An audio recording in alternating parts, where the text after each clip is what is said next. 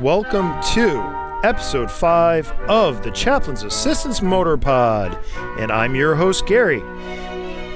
Online, you can be found at IGGaryV on Twitter and Instagram, but this podcast on Twitter and Instagram is at Chaplain Joe Pod. Now, at Chaplain Joe Pod, I'm going to post my G.I. Joe finds, adventures, repairs, and what's going on. And on my personal thing, you'll find more of what I also enjoy aside from G.I. Joe, like comics and other toy lines and other things that catches my fancy.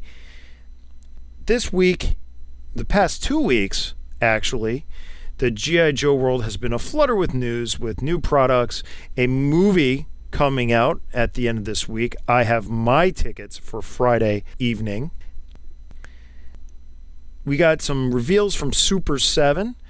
It's their 7-inch line and their about 3 3/4-inch reaction line. These things look pretty cool. They've put some thought into them.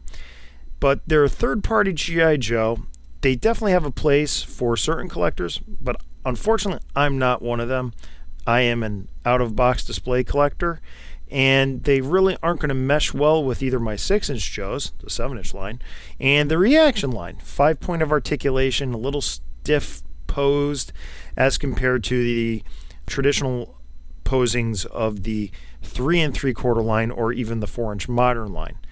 I'm really excited to see the fact that the license is getting out to quality toy companies like Super 7, and this is only good for the brand in general, as the fact that there's another company that thinks that there is an even bigger market for G.I. Joe, for it to become a larger success than it currently is.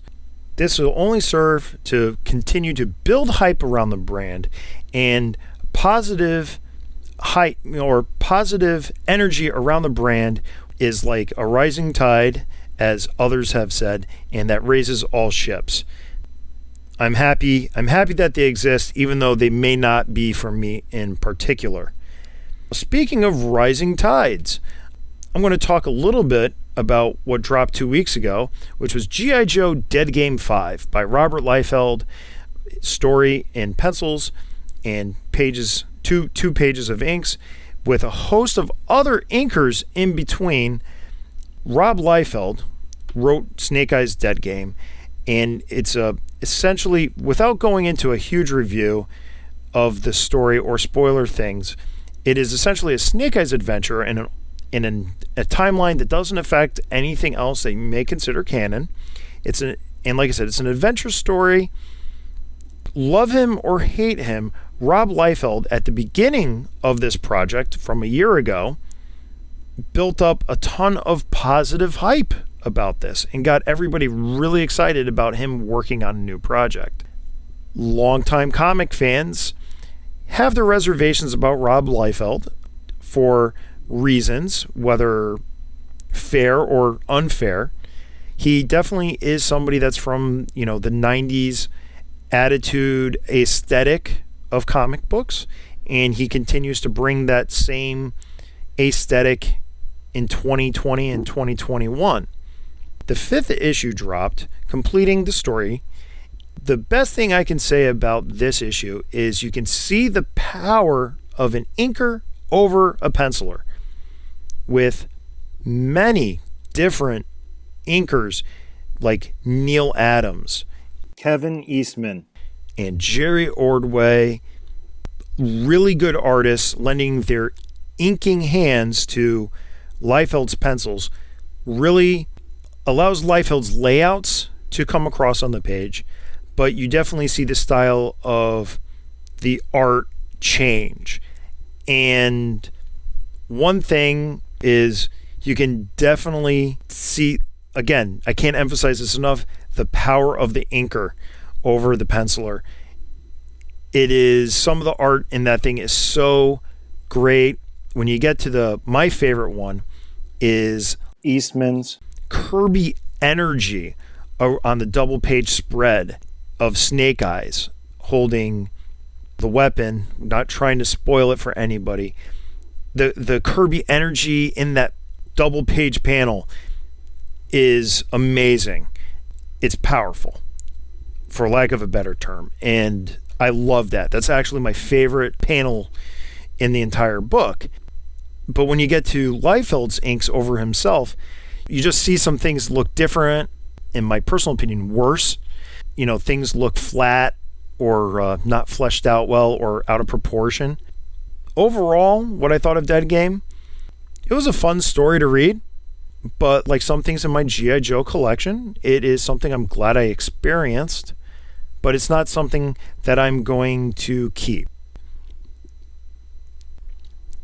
The other comic that came out this week was G.I. Joe 284, written by Larry Hama.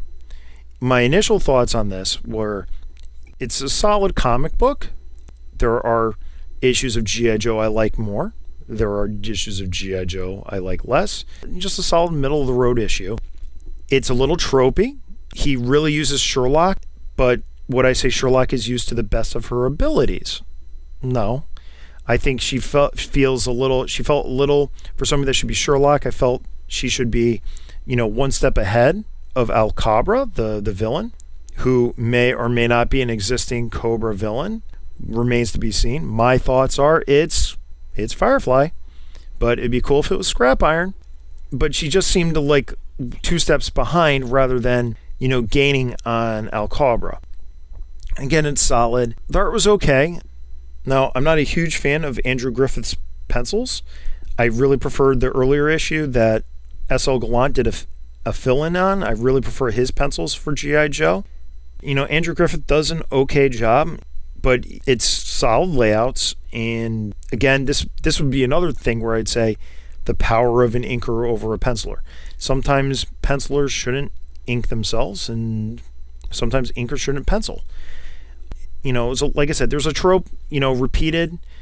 He definitely used Sherlock and the other new Joes. One criticism, I've had was, maybe I haven't shared here, was like, why are we bringing in more Joes, right? More Joes. We have a ton of, we have a huge roster already, correct? With all these, new Joes, what are we trying to accomplish? Spoiler for that comes in the letters page, where somebody thanks Larry for bringing Molto into existence, an Indonesian Pacific Islander G.I. Joe, because there's a new representation on the Joe team that didn't exist before. What that brings me to is to this thing called community and what the G.I. Joe community is, because now you're bringing more people in through representation into the G.I. Joe community, but the G.I. Joe community as a whole is huge. It's more than just YouTube. It's more than just podcasts. It's more than just Facebook. However, the internet at large brings all these different sections of the larger community together. It's one of those things where you forget sometimes about how big the community is. And that was something that was proposed by Jason on the Order of Battle Pod. And it's something that recently I've become, more and more aware, especially as I've done this podcast. The more you speak out, the more you bring up about what this thing does to bring you into the fold, or what is cool. Like, you got this guy that loves G.I. Joe because of Lift Ticket, and you have another guy that loves G.I. Joe because of Snake Eyes, and then you have somebody like me that loves G.I. Joe through the Sunbow cartoon, but has this weird affinity for Airtight as one of his first Joes, or Flint. It's something that brings us all together in different ways. And then by bringing our voice to the community and joining the community, whether in person at a toy show or at a comic shop, or through the many internet outlets like Facebook, Twitter, Instagram, YouTube, podcasts, maybe there's a G.I. Joe TikTok channel, but it brings us all together and encourages this conversation, and it's really great. Past couple weeks, I really want to, give some shout outs at this point to the community, people like John my friend John, who without him, I wouldn't have gotten into podcasting, and Jason, who reached out with some technical things to help me with on editing, and 3 guys from the Joburg crew, Steve, Cujo, and Paul, words of support, non-solicited, and permission for something that's going to come up in a little bit later. Thanks. And then Dave Cabal, codename Cabal, he helped me, getting started with setting up this account on Anchor. If it wasn't for those guys speaking out, helping this community grow, it's great. Right now, what I'm bringing is what I experience in G.I. Joe. I experience the comic books on a regular basis. I'm going through my collection, and we're all doing different things with our hobby, and it's fun to share that. And it's fun for, if you're listening in, to reach out. That's why I let you know my Twitter and Instagram handle at Chaplain Joe Pod. It's great to get feedback when I post a picture. And that's what makes the community grow. And then it all hits home when I read G.I. Joe 284, and I'm like, yeah, okay, and like I said, it's an average. To me, it's a solid average issue. It's fun to read. It's not earth-shaking. But then you get to the end of the book, you're reminded of why I've been reading this book for 30 years. That was my takeaway from 284. That was the big 284, big takeaway. And I forgot to tell you where I'm at. I am with the Scottish division of the M&M Mars Candy Company, and they've transferred me to Frusenland. I'm still working on terror drones. This is absolutely crazy. What the heck is going on? I'm still dressed in purple, which is unlike any M&M I know of, but it definitely reminds me of a Skittle.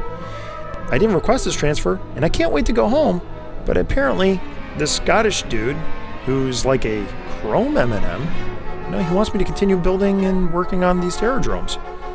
So I've spent the last 2 weeks since my last podcast working on my 3 drones. And yes, I call my 3 drones like the My 3 Sons theme.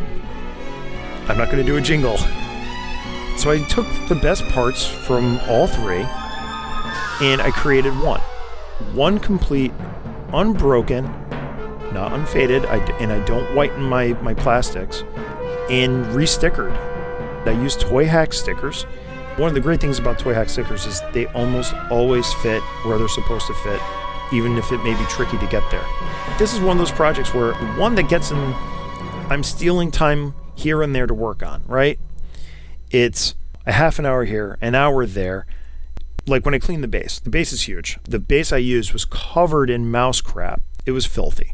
I brought it outside. I hooked the hose up to the shower head, hosed it down, scrubbed it with Dawn in the toothbrush. I'll tell you this, make sure your toothbrush is like a medium soft, not a completely soft, because I ruined a completely soft brush very quickly cleaning all the cracks and crevices, and it didn't clean well, so I needed a slightly stiffer bristle to get all the dirt out. Between the cleaning and the restickering and reassembly, I suspect I have, over the past 2-ish weeks, I bet you I'm into that one, and it's a little inflated because I have 2 others that I was cleaning at the same time. I would say I got all of 10 hours into this one project, not including the fire bet. The fire bet I did a couple years ago when I got the Toy Hack stickers for those. For assembly of the Terror Drome, I went on 3djoes.com, and he has good scans of the instructions. So I went on 3D Joe's and I read how to put it back together again. It's pretty much the same as I took it apart, but I always like to have something visual to make sure I'm not screwing something up. I don't want to break something that's 35 years old on a whim. I had the original sticker sheet that was in my box with my other Terror Drome part. I was able to put the stickers on where they were, and it came out awesome. I can't wait to share pictures of that and stuff with this. It is absolutely a toy that when you have it in front of you, clean, fresh stickers where they're supposed to be, it definitely presents nice. It has a presence about it. And I like the fact that my plastic still has a little of weathering to it, even though the stickers may be fresh. And most of the stickers on mine were not applied, so the couple that were there I peeled off quickly and easily, and I cleaned them off. But it was a big project, and I'm super happy it's complete. And it's not really a review other than the fact that, I just really want to talk about the assembly process, which was because the plastic's old and it's stiffer, because as it gets older, it's called outgassing. When I was placing the doors into the hinges, I gave it a little extra soap to slide in, to clip in, so a little less friction there. Worked like a charm. The facade, same thing on the clips that went into the round piece on the top. Those clipped in for the most part, nice and easy. Still a little stiff, but a little less chance of breakage. For the sticker aspect, there was one thing that I was a little concerned, and maybe I was a little too concerned, was the Cobra symbol that goes on the 8 triangular pieces that open and close with the raising and lowering of the fire bat. On the Toy Hack stickers, they come to a sharp point. Originally, they had like a little rounded corner edge. So if you look at it like a pizza slice, the pizza slice is sharp on Toy Hacks and it's rounded OG Hasbro. I placed a dime in the center of the sticker sheet and I traced around it, and then I cut around the line that I traced, and to create like a relief. So this way I was afraid that the sharp point of the decal would extend past the triangular, the blue piece on the Terradrome. That was a good idea / bad idea. Good idea. It allowed me to place the stickers really on the edges. Bad idea was because I think it made placing the stickers even harder than it is. The Terradrome stickers for the 8 slices, very hard to position correctly. Also, it's a compound curve because it's spherical. So I've been pushing air bubbles out the past couple of days. I'm trying to work them out. See how it goes. I don't know what the long term is going to be. One thing I will say about the Terradrome is there's a lot of Cobra sigils on it. I don't know how necessary that center Cobra sigil is. Looks pretty cool, especially from above, but that's where it goes. Now, just to touch base on what I was going through with the Night Ravens, a couple front landing gears have popped up on eBay. I missed the first one. I found with the cover, it went for about $20. And then one popped up the other day for $40. And I ended up selling a Defiant part for... The guy asked me what I was looking for the Defiant part, and I said, listen, I'm just wanting a front landing gear. And he says, here's one on eBay. I'll give you the money for the landing gear, for the Defiant up and down, which way to rotate the crank handle. And I said, yeah, deal. So I finally got a second complete Night Raven, and I'm happy with that, because I really, right now, I'm thinking two complete Night Ravens is where I want to be.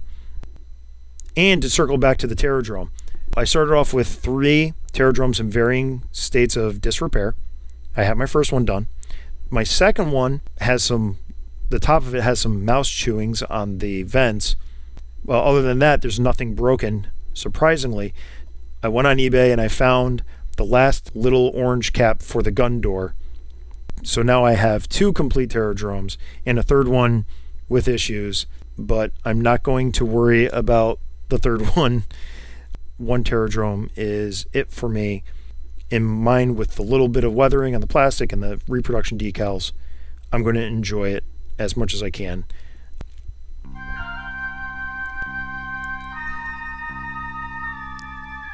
Another thing that happened this week in recent events was the Target reorders, their collector event. The great thing about the Target collector event was it fixed the broken system, and it allowed just about every collector for a couple days to buy one more each of the Cobra Island exclusives. I've already collected one of each of everything, but here was a chance for me to get one more Cobra Island Trooper. That's what I wanted, just 2. Now I have my 2 Cobra Island Troopers. I have my 2 Vipers from Paying Scalpers. I don't think anybody was expecting Target System to get fixed for an event like this. And like I said, for a couple days, these things were available. A friend my friend Bjorn in Norway, again, through community, he was like, hey, can you get me a second Firefly so I can customize them? Absolutely. And a few days later, I'm like, oh, crap, let me try to do it. And I did, and it came. And that's an example of Hasbro/Target listening to the frustrated voices of people that are, for lack of a better term, the average collector, not the scalper, just trying to be able to procure a product. This is something in the positive direction. It's making G.I. Joe less of an exclusive line as more of a cool line that you actually have the ability to get.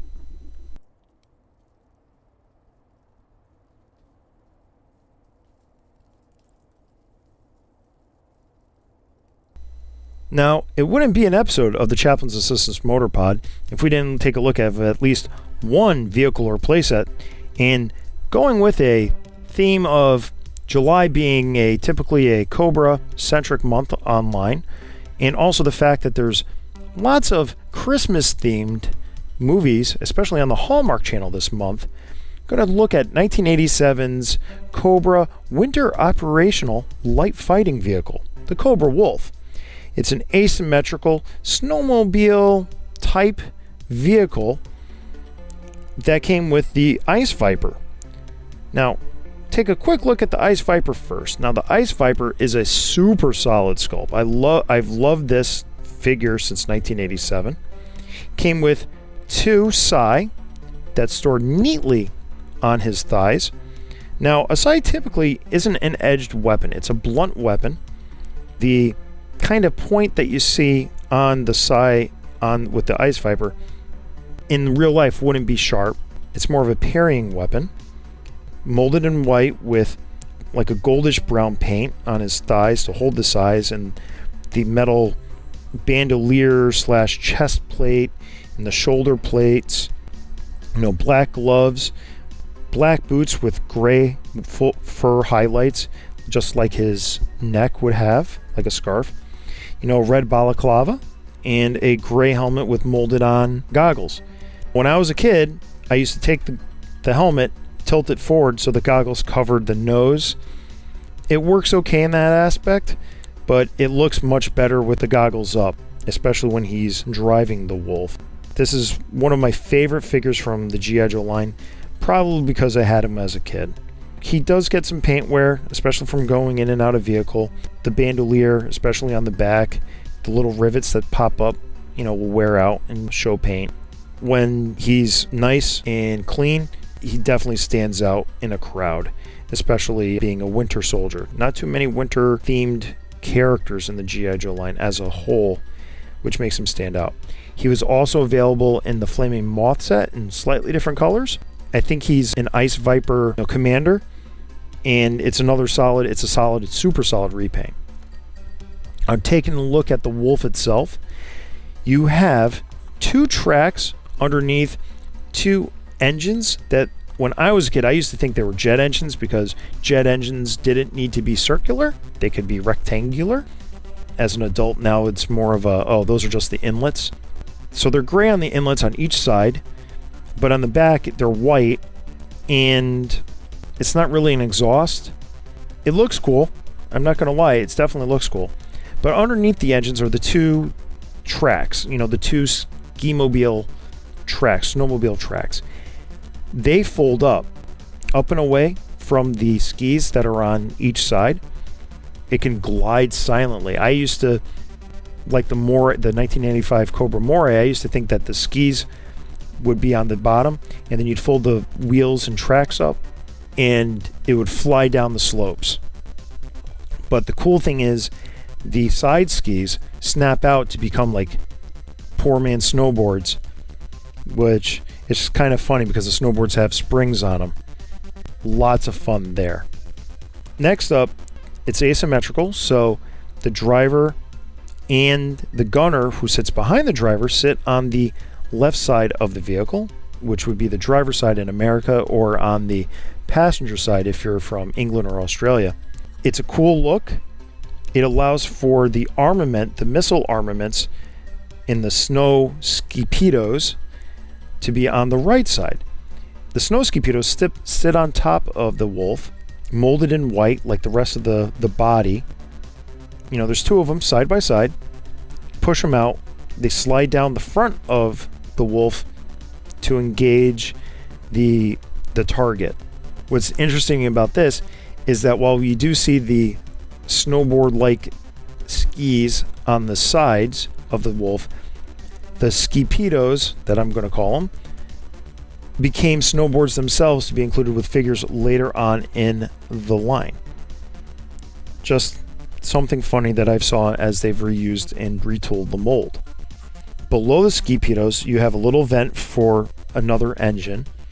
So when I say this thing is like snowmobile-like, it's because, you got the skis in the front, and the tracks in the back, and it's oversized, and it has a lot of things that are like kind of engine related, but it seems kind of superfluous. Like I said, this thing could have, maybe made a better use of its space. Below this little engine grate, when you have the engines on the side, what's this engine going below the ski pedos? And then in front of that, you have the missile rack that pops up, which has always been a great feature, and the missiles pull out and launch them at your target or enemy vehicles or whatever suits your boat. It's the target. You can stuff a whole bunch of stuff in there and then close it up. I know that when I was a kid, put extra weapons in there, extra gear. It's like a great compartment to use. If you had a character in the gunner seat, you have the Ice Viper piloting the wolf, and let's say in the back you have your Snow Serpent who has this backpack. You can put the backpack in there, and this way when they get to their destination, the Snow Serpent gets out and grabs the stuff and goes. When it was re-released in about 2014 for the 50th anniversary, I was happy to see it. To me, it's one of my favorite vehicles from the original line. And on top of the gunner seat is a twin barrel cannon. There's two ways to do it. I've always the instructions have always showed that the post leans forward, and then you have the gun shooting forward with that. Personally, for better balance, I've always leaned it back and then had the gun facing forward. So it looks more like the number 7 rather than it looks off balance, like it's looking like it's ready to fall over. And then behind the machine gun on the back, you also have something like an engine cover, which on the mail-away version would be like black. It's white on the original 1987. I've never had the mail-away version of this toy. It's cool. I have 3 of these because they're small enough. They don't take up a ton of room. They look great in groups, especially it's one of the few winter or snow-based, Arctic-based, Antarctic-based vehicles on the Cobra side of the line. It definitely deserves. I definitely need more of these to go against the variety of Joe vehicles that would be fighting these.